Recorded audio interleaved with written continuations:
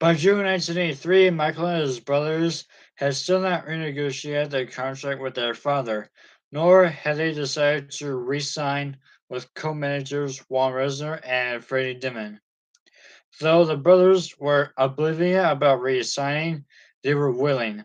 They really didn't have any options anyway. Of course, Michael was the holdout. He was disenchanted with his father and now also with Ron Reznor and Freddie Dimon, because Michael was taking his time and making a decision about the matter. Everyone involved was certain. His decision meant a great deal to a lot of people in terms of money and power. If he signed, everyone else and the family would follow suit. If he didn't, it was possible that there would be other defections. Joseph had been doing much for Michael lately, especially since John Branca came into his life. Michael trusted John inconspicuously and tried to make certain he, not Joseph, was involved in every decision.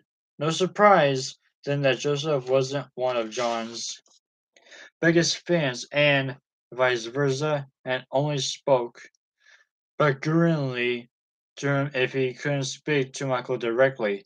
Ron and Freddie handled whatever whatever John chose to.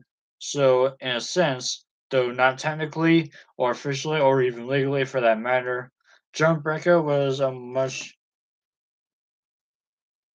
manager to Michael as he is an attorney. Michael had complained to John during the last 2 years that Ron Messer and Freddie Dimon were not creative individuals. I don't even know why they're here, he said. They don't know what they're doing, do they? But whenever John would discuss Michael's feelings with Ron and Freddie, they wouldn't know what he was talking about. They both felt that Michael was pleased with their work, since he had never told them otherwise. Michael picked up a lot of Joseph's business traits, but the art of confrontation was not one of them. He'd do it if he had to, but he'd rather not have to do it. You remember the idea for the bead video, Michael reminded John. They want me to have bows and arrows, Michael complained. Now come on, Branko, that's stupid. It was true that Ron and Frey had a concept for the bead video that seen Michael dressed as the Robin Hood character in England. However, why not? It's all in the implication, isn't it? If one has to describe the bead video as actually exists, Michael inspires two rival gangs to understand that danger will bring out peaceful solution of their disagreements. That might sound silly too. Because Joseph was nervous about his tenuous position with Michael, he reacted impulsively and hoped to force Michael's hand where Rosner and Demon were concerned, thereby leaving him the only sure thing on his son's career, just as he had been in the past. It's over, Joseph told Billboard magazine of Ron and Freddie. My boys are not re-signing with them. There are a lot of leeches trying to break up the group, he observed, possibly referring to Ron and Freddie's continued emphasis on Michael's solo career. A lot of people whispering in Michael's ear, but we knew who they are. They're only in it for the money. Then, as if to put pressure on Michael, he added, I was there before it started, and I'll be there when it ends. The brothers were not happy with Weser and Dimon anyway because of all the attention the two had lavished upon Michael in recent months. For that matter, they wanted to leave Joseph too. However, they were waiting for Michael, not Joseph, to make an announcement. They knew that there would be trouble now.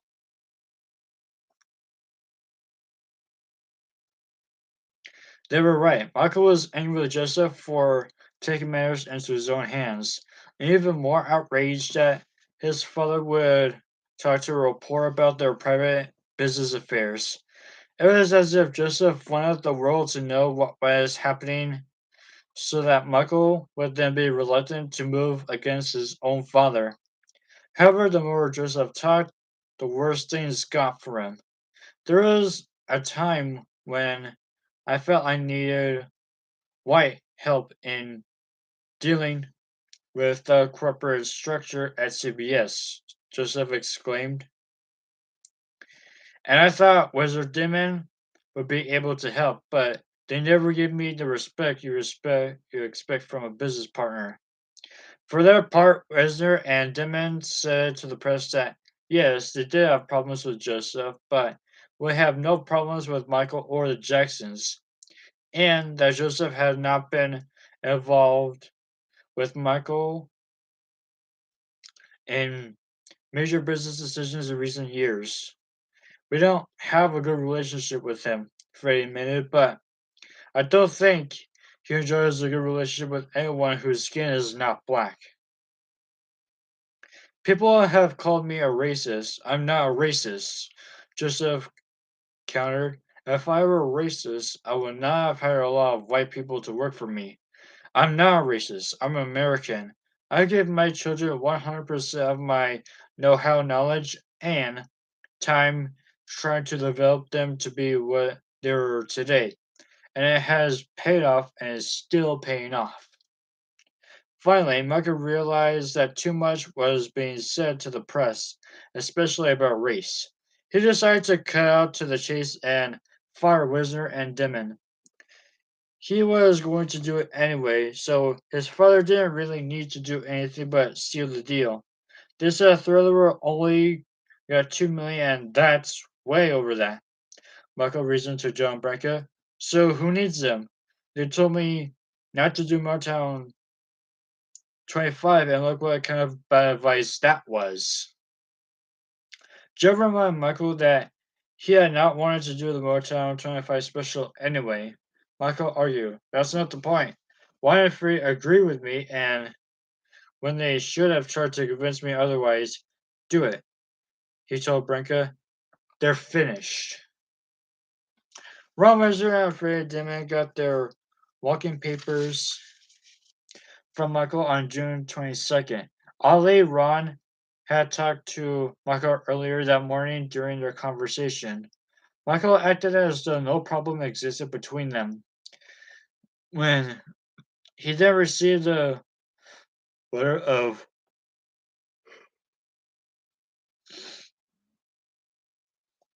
dismissal from John Breca, Juan was astonished. Especially, it wasn't the bravest way to handle the problem, having someone else to do his dirty work, but for Michael, it proved the easiest, and besides, John Braga made a lot of money doing the things Michael would rather have not to do himself, though Michael may not have been influenced by Joseph's contentious nature. He was definitely his father's son when it came to dealing with those he felt crossed him, and he remained so until he died. Once someone fell from Michael's grace, that person disappeared from his thoughts, and though he or she never existed. As for Joseph, Michael made a public statement to distance himself from his sentiments. I don't know what will make him say something like that. Michael told a reporter referring to Joseph's comments about white help. To hear him talk like that turns my stomach. I don't know where he gets that from. I happen to be colorblind. I don't hire color, I hire competence.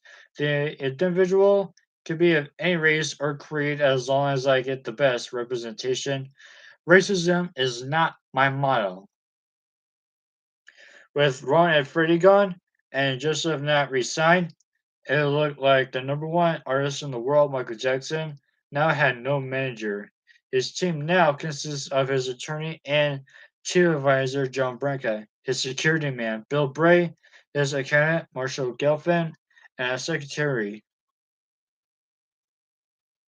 When Beta and Billie Jean were both in the top 10, Quincy Jones asked for a three-way conference telephone call among himself, Michael, and John Branca.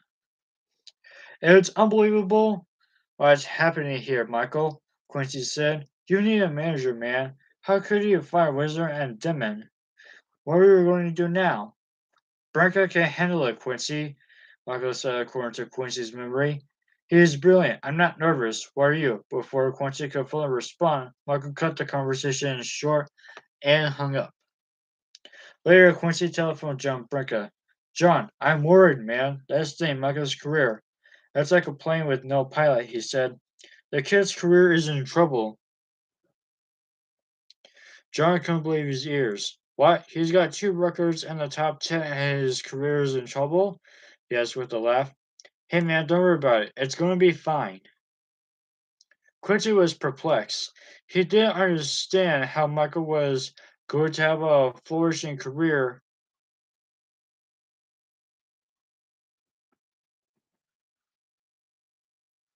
without managerial guidance if the sales of fillers slowed down because there was no manager calling the shots.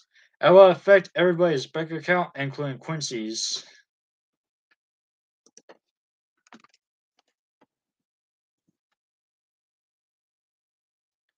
However, at this time, Michael was the golden child. The public was pulling for him, and the music spoke for itself. Mike knows what he's doing, John told Quincy. This kid is a genius, and we got CBS and Walter Negative covering the bases. All we have to do is follow Michael's instructions.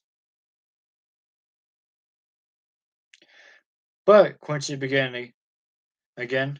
John cut him off. This is our chance, man. And I'm gonna get out there and kick his butt before this kid because he's got it, Quincy.